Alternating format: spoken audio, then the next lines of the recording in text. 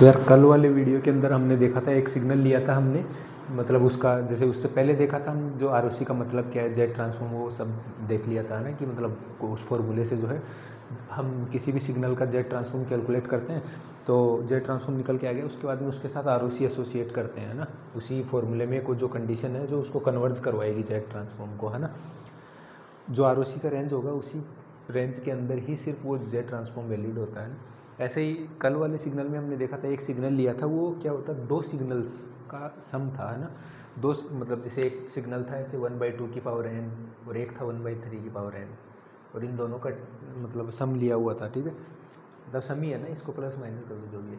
तो इसके बाद में इस सिग्नल का जब हमने जेड ट्रांसफॉर्म कैलकुलेट किया तो हमने देखा था दोनों सिग्नल का आरओसी इंडिविजुअल कैलकुलेट किया, और फिर सिंस ये एक्स ऑफ एन एक दोनों का कॉम्बिनेशन है, तो कॉम्बिनेशन है तो हम इस कॉम्बिनेशन का एक साथ जेड ट्रांसफॉर्म कैलकुलेट किए थे ना, वो जेड ट्रांसफॉर्म किस आरओसी के लिए वैलिड होगा, जो इस और इस वाले दोनों सिग्नल के जेड ट्रांसफॉर्म को कॉमन को रिप्रेजेंट करेगी, है ना।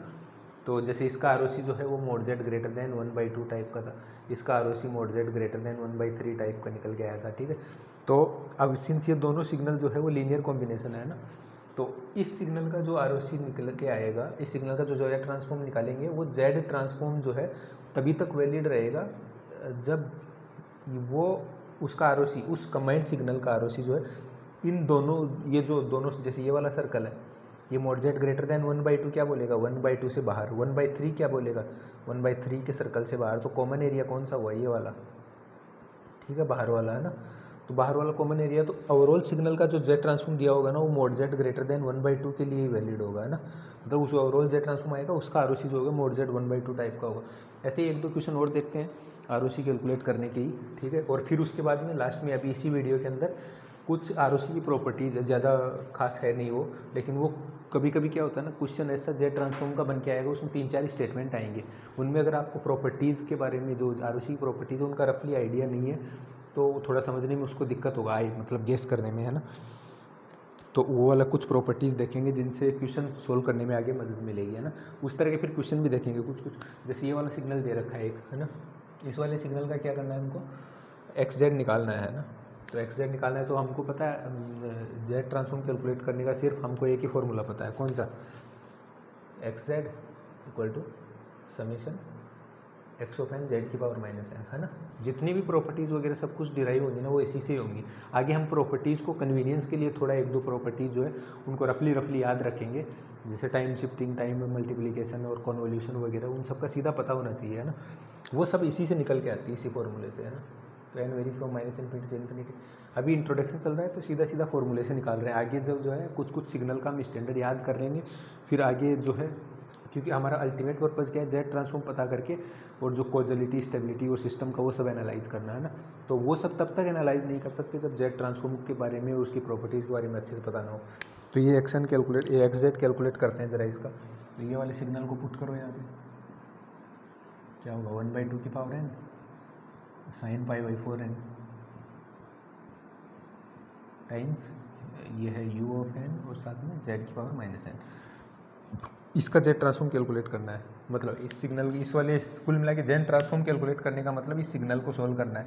अब देखो ये वाला सिग्नल जो है ना, यू एन है, इसके साथ में जब भी किसी भी सिग्नल एक्स एन में किसी भी इस वाले फंक्शन के साथ में यू एन चिपका हुआ है, तो यू एन का क्या काम करता है, जैसे मान लो कोई भी रैंडम फंक्शन दिया हुआ है ऐसे, तो जो एन मान लो किसी भी माइनस ए से आगे की तरफ या पीछे की तरफ में है, तो यू एन अगर उस सिग्नल से मल्टीप्लाई कर दोगे ना, तो ये इससे पीछे वाले एरिया पे कट मार देगा, मतलब उसको हटा दो। अब यू एन जो है अपने आप में 1 होता है कब, n ग्रेटर देन 0 के लिए। ग्रेटर देन 0 के लिए 1 होने का मतलब क्या है, जो n ग्रेटर देन 0 के लिए सिग्नल का पोर्शन है ना, तो वही सिर्फ बचेगा, बाकी उसके लिए less than 0, n less than 0 होता है तो उसको 0 बना देगा, है ना। कुल मिला के n लेस देन के इधर में है उस पर कट मार देगा, 0 से इधर में जो भी सर्किट होगा, है ना।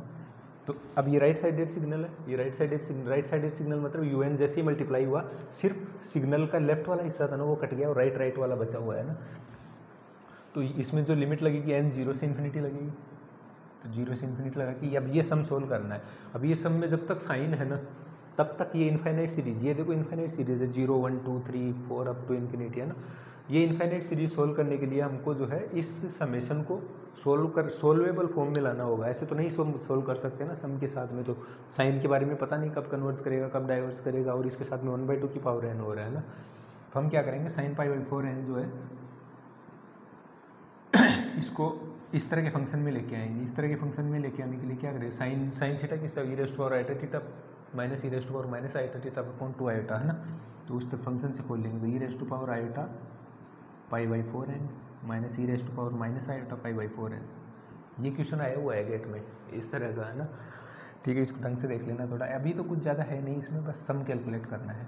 और साथ में होगा 2j, ये 2 आइटा। अब ये वाला जो टर्म है ये उठा के यहाँ पे डाल दो।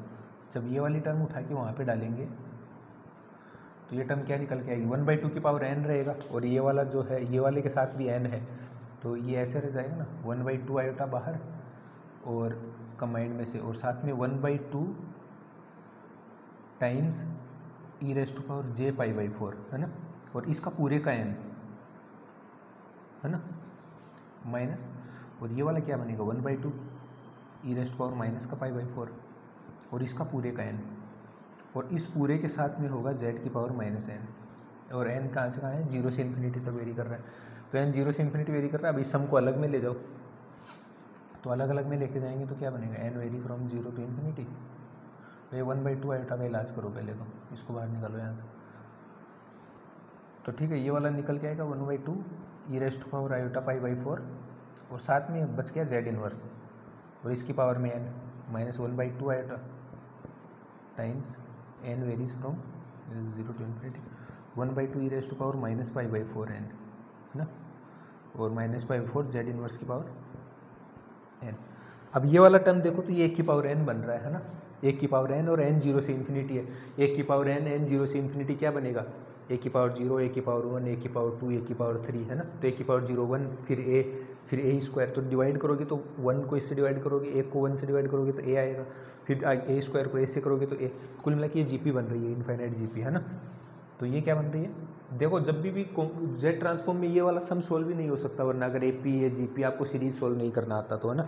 और हर जेड ट्रांसफॉर्म की प्रॉब्लम ध्यान रखना, अपने आप में एक infinite GP, infinite AP GP, या फिर और सीरीज, ऐसी सीरीज जो AP GP में कन्वर्ट हो सकती है, या फिर और जो हम टेस्ट पढ़ते हैं ना, जैसे कॉम्प्लेक्स में कुछ टेस्ट पढ़ते हैं कन्वर्जेंस टेस्ट पता करने के, उनसे भी वैल्यू नहीं निकाल सकते, उनसे हम पता ही कर सकते हैं। तो हमको जेड ट्रांसफॉर्म जब भी पूछेगा ना, वो किसी ऐसे सिग्नल का पूछेगा जिसका जेड ट्रांसफॉर्म आप फंक्शन निकाल पाओ, क्योंकि कई सीरीज़ ऐसी होती है, बहुत सारी सीरीज़ ऐसी है मोस्टली, जिनका फाइनल आंसर नहीं निकाल सकते, लेकिन ये बता सकते हो कि ये कन्वर्ज करेगी कि डाइवर्ज करेगी, है ना। इसलिए तो हम 2 कन्वर्जेंस टेस्ट वगैरह पढ़ते हैं, क्योंकि कुछ सारी सीरीज़ का एक्सप्रेशन निकालना पॉसिबल नहीं है फाइनल, ठीक है। तो ये वाली जो सीरीज, तो हमारे सिग्नल में जितनी भी सिग्नल सिस्टम जो पढ़ेंगे, ये जेड ट्रांसफॉर्म वाला, इसमें जितने भी सिग्नल दिए होंगे वो सब जो है AP GP या AGP में कन्वर्ट होंगे, है ना। तो ये वाले क्या बना है, इनफाइनाइट GP, और ये भी इनफाइनाइट GP। इनफाइनाइट GP का सम क्या होता है, a/1 माइनस r, तो इसका a क्या बनेगा 1/1 माइनस r क्या बनेगा इसका 1/2 e raised to power iota pi by 4 times z inverse, ठीक है ना। इस सीरीज़ को सोल्व खोल लेना, एक बार खोलोगे तो पावर 0 1 प्लस इसको खोलोगे तो फिर ये इसको 1 रखोगे, फिर 2 रखोगे, 3 रखोगे, फिर AP GP को कैसे सोल्व करते हैं, पहले फर्स्ट टर्म फाइंड करेंगे और फिर कॉमन डिफरेंस फाइंड करेंगे, ना। तो उसका ये निकल के आएगा, एक टर्म निकल के आ गई ये वाली, ठीक है। ऐसी दूसरी टर्म जो निकल के आएगी हमारे पास, वो क्या निकल के आएगी, उसका भी सेम n 0 से इन्फिनिटी वेरी हो रहा है, तो वो क्या होगा 1/1 माइनस, ये उसमें माइनस का पाई बाई 4 होगा, माइनस का पाई बाई 4 1/2, ठीक है ना। 1/2 रेस्ट माइनस का, ये वाला जो एक्सप्रेशन जो निकल के आएगा हमारे पास में XZ का निकल के आएगा, ठीक है। तो XZ का एक्सप्रेशन ये निकल के आएगा। अब हमको पता है ये जो GP हमने लिख तो दिया GP का सम, लेकिन ये सब कब वैलिड होता है, जब उस GP का R का मोड जो है वो लेस देन, मतलब ये GP का ये सम जो है ये तभी वैलिड होता है जब मोड R लेस देन 1 हो। तो इसमें R क्या है, a/1 माइनस r, ये वाला टर्म, तो R क्या है e raised power iota pi by 4 times z inverse, इसका मोड जो है वो लेस देन 1 के हो, तब ये वाला जो सम वैलिड है ना। और ये वाला सम ऐसे ही सेम देखो, उसका भी मोड R लेस देन होना चाहिए, तो 1/2 ई रेस्ट पावर माइनस का iota pi by 4 times z inverse का मोड, ये भी लेस देन 1 होना चाहिए। अब इसमें अलग अलग मोड जो है मल्टीप्लाई में, तो अलग अलग कर दो सबको, है ना। तो e raised power iota theta क्या होता है, cos theta plus iota sine theta, तो e raise to power iota pi by 4 क्या हो cos y by 4 plus iota sine y by 4, उसका मोड लोगे तो cos square plus sine square equal to 1 हो जाएगा, है ना। तो इसका मोड तो हो जाएगा 1, ये बचेगा, है ना। तो ये बचेगा 1/2 जेड इनवर्स का मोड लेस देन 1, और ये वाला बचेगा 1/2 जेड इनवर्स का मोड लेस देन 1, ठीक है। जब इसको सोल्व करेंगे तो ये बनेगा मोड जेड ग्रेटर देन कितना 1/2 और ये वाला भी मोड जेड ग्रेटर देन 1/2। इसका मतलब ये वाला जो एक्सप्रेशन हमारे पास जेड का निकल के आया है, ये वाला एक्सप्रेशन जो है, इस दोनों एक्सप्रेशन से अब जब हमने आरओसी देखा तो दोनों एक्सप्रेशन बोल रहे हैं कि mode z greater then 1/2 type का रीजन जो है उसके लिए ये वाला जेड ट्रांसफॉर्म वैलिड है ना। इसका मतलब इसको आरओसी को एक बार ड्रॉ करो, 1/2 रेडियस का सर्कल है ये, ठीक है। तो ये 1/2 रेडियस का सर्कल है, तो क्या वो ये क्या बोल रहा है मोड जेड ग्रेटर देन 1/2, मतलब जेड जो है वो इस सर्कल से बाहर जब भी होगा तब जो है वो एक्सएन जो है उसका जेड ट्रांसफॉर्म ये वाला कन्वर्ट्स करेगा, है ना, ठीक है। तो ये वाला एक क्वेश्चन था जिसमें मतलब ये वाला आरओसी मतलब कुल मिला के ये जो जेड ट्रांसफॉर्म होगा, इस जेड ट्रांसफॉर्म को कम्प्लीटली लिखेंगे, ये वैलिड है मोड जेड ग्रेटर देन 1/2 के लिए। तो ये आरओसी कैलकुलेट करने का एक प्रॉब्लम था।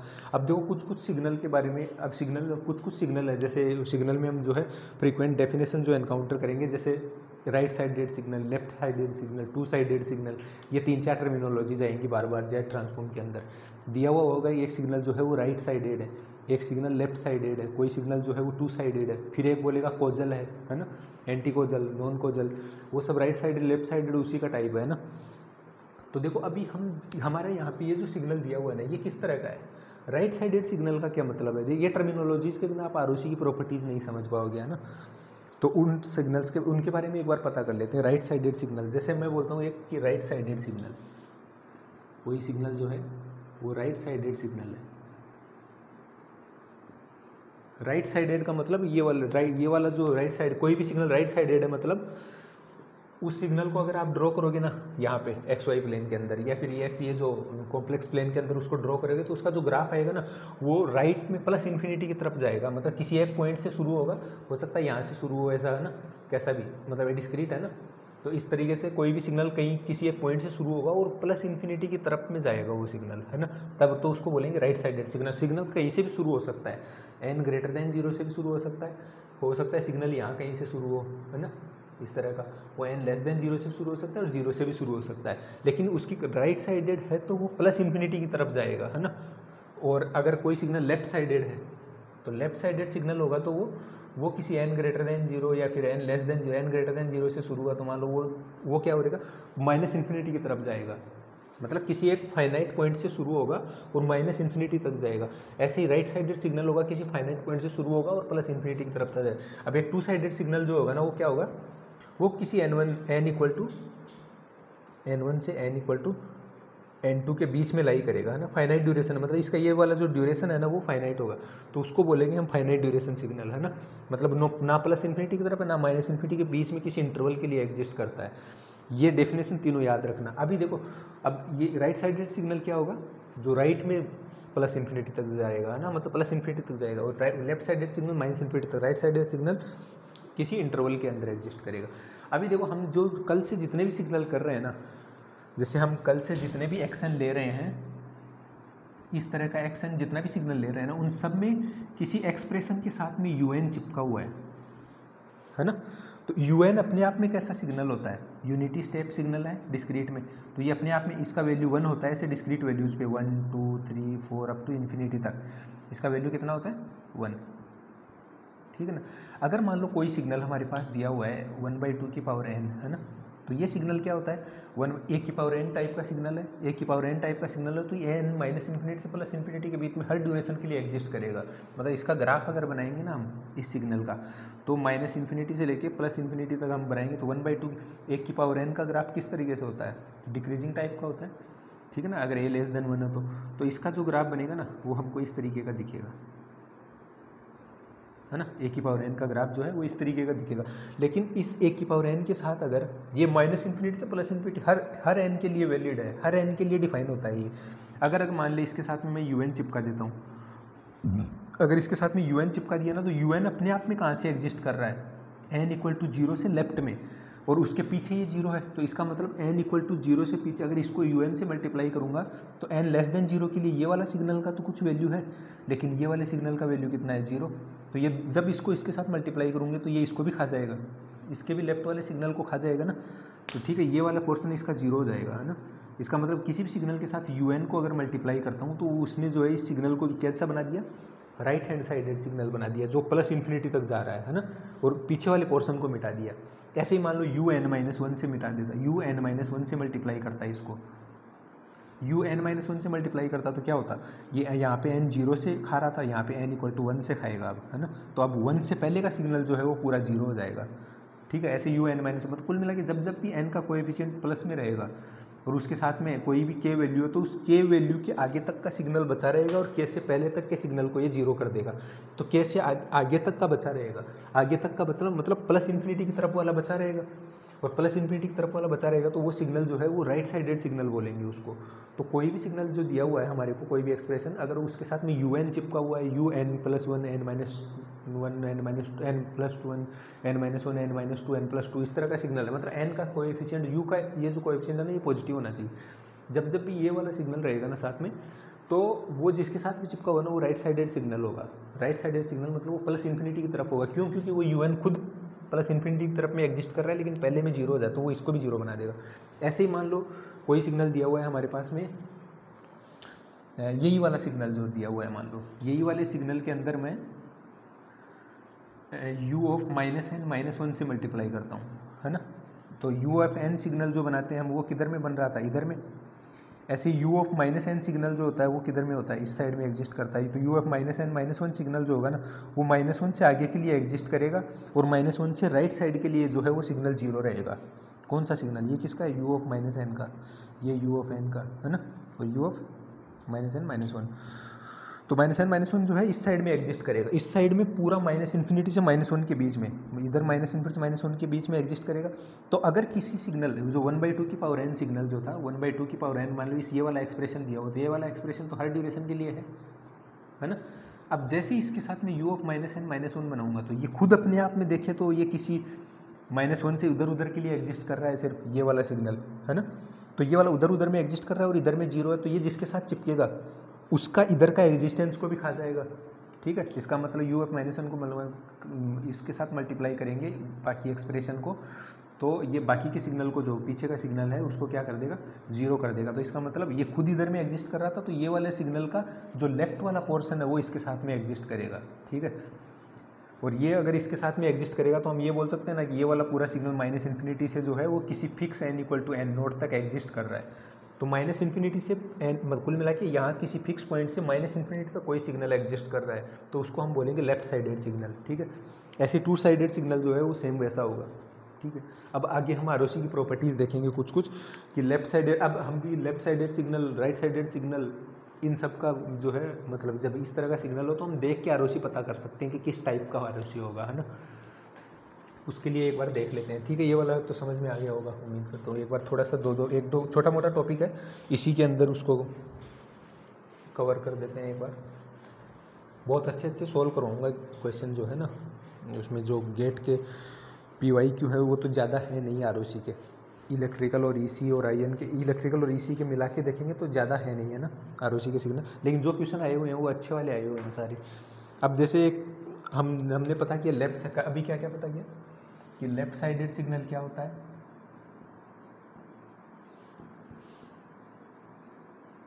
और एक अभी पता किया right sided signal, right sided,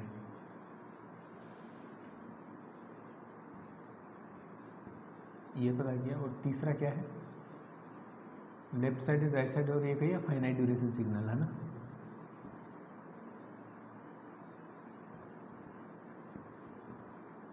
आप सिग्नल से कंफ्यूज मत हो, है ना। मैथमेटिक्स अगर कोई पढ़ रहा होगा BSc वाला तो सिग्नल जो कुछ नहीं है वो xn ही है ना। हम वहाँ पे जो कुल मिला के डिस्क्रीट में जो है फंक्शन जो है उसको हम यहाँ पे सिग्नल बोल रहे हैं ना, ठीक है।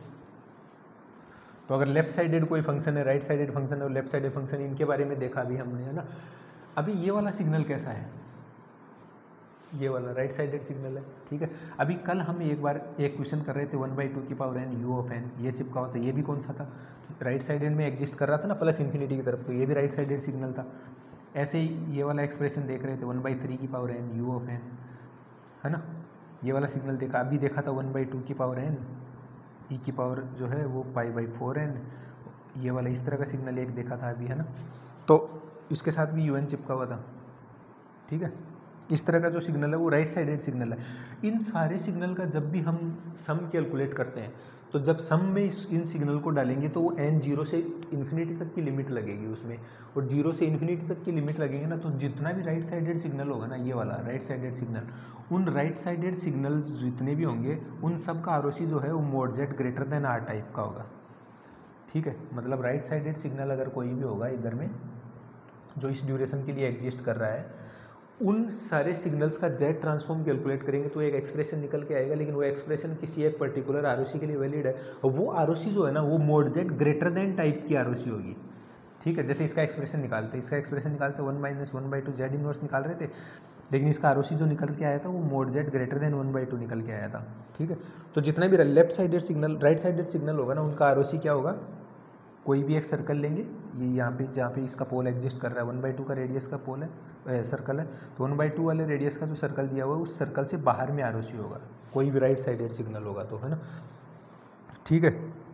और ये वाला जो था 1/3 की पावर n था, तो इसमें क्या होता 1/3 से बाहर की तरफ में था, मतलब 1/3 का एक सर्कल बना रहे थे, उससे बाहर की तरफ में आरओसी होगा left side right sided signal का, ठीक। मतलब जिसके साथ में कुल मिला के आप सीधो जिसमें यू के साथ में प्लस n वाला टर्म जुड़ा हुआ हो ना तो राइट साइडेड सिग्नल होगा ना, या फिर हमको क्वेश्चन में स्पेसिफिकली बोल देगा तो उसकी आरओसी जो है mod z greater than are type की आरओसी होगी, ठीक है। अब इसी के साथ में मान लो एक लेता हूँ एक्सप्रेशन 1/2 की पावर n और इसके साथ u ऑफ -n माइनस मान लो 2 ले लिया इसके साथ में, है ना, और या फिर इसका ले लो 1/3 की power n u of -n -3, है ना। ये कुछ ऐसे दो एक्सप्रेशन दिए हुए, ये वाले जो सिग्नल्स देखेंगे एक्स ऑफ एन है ना, ये एक्स ऑफ एन ये -∞ से -2 के बीच में एग्जिस्ट कर रहा है, मतलब -2 से -∞ की तरफ में, ठीक है। तो ये लेफ्ट साइडेड सिग्नल है, ये भी लेफ्ट साइडेड सिग्नल है। जो भी लेफ्ट साइडेड सिग्नल होंगे ना उनका आरओसी जो बनाओगे आप, उनका ROC mod z less than A type का आरओसी होता है, ये mod z less than are type का आरओसी होता है, ठीक है ना। याद रखना ये बहुत काम की प्रॉपर्टी है, ठीक है। राइट साइडेड सिग्नल जो है उसकी ROC greater than are type की होगी, लेफ्ट साइडेड सिग्नल होगा तो अंदर की तरफ में आरओसी होगा, मतलब ये आर रेडियस का सर्कल है, आरओसी जो रीजन होगा वो सर्कल के अंदर की तरफ में इनसाइड द सर्कल की, क्योंकि देखो जितनी भी आरओसी निकल के आएगी ना वो एक मतलब एक पर्टिकुलर क्या बोलते हैं, मतलब जैसे कोई सर्कल निकल के आ रहा था ना मोड जेड आर टाइप, क्या किसकी इक्वेशन होती है, सर्कल की, जितनी भी आरओसी निकल के आएंगी ना वो सर्कुलर फॉर्म वाले एक्सप्रेशन के साथ हिसाब से निकल के आएंगे, मतलब इसी तरह का एक्सप्रेशन उनका जेड का निकल के आएगा ना।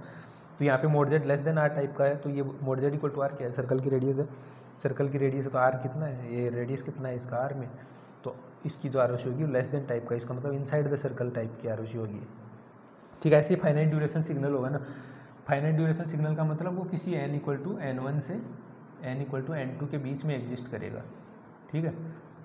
फाइनाइट ड्यूरेशन सिग्नल जो होगा n = n2 के बीच में n = n2 के बीच में एग्जिस्ट करेगा। तो जब इस एक्सप्रेशन को कैलकुलेट करोगे ना आप, तो इसका जो आरओसी निकल के आएगा ना वो निकल के आएगा एंटायर जेड प्लेन, है ना, एंटायर जेड प्लेन निकल के आएगा। लेकिन उसमें क्या होगा, कुछ एक्सप्रेशन हो सकता है ऊपर में जेड हो या फिर नीचे में जेड हो, तो उसमें 0 और इन्फिनिटी जो है वो डिपेंडिंग ऑन द एक्सप्रेशन कि फाइनाइट ड्यूरेशन सिग्नल जो है उसका एक्सप्रेशन क्या निकल के आएगा, उसमें जो है आरओसी एंटायर जेड प्लेन होगा। लेकिन हो सकता है कि 0 इंक्लूडेड हो सकता है 0 इन्फिनिटी दोनों इंक्लूडेड हो सकता है 0 और इन्फिनिटी दोनों एक्सक्लूडेड हो, वो एक्सप्रेशन देख के ही बता पाएंगे, है ना। मतलब कुल मिला के एंटायर जेड प्लेन होती है, लेकिन सब्जेक्ट टू 0 और इन्फिनिटी उस आरओसी में हो भी सकता है, नहीं भी हो सकता है, ठीक है ना। तो ये वाला 3 सिग्नल, 3 ये वाली प्रॉपर्टीज़ थी आरओसी की, ये थोड़ी इंपॉर्टेंट प्रॉपर्टी थी। तो ये वाले तीनों प्रॉपर्टीज़ जो है यही मेरे हिसाब से जो है सफिशिएंट है। एक प्रॉपर्टी और आएगी, वो जब क्वेश्चन करेंगे उसके साथ में देख लेंगे उसको, ठीक है। तो ठीक है, इस वाली वीडियो के लिए धन्यवाद।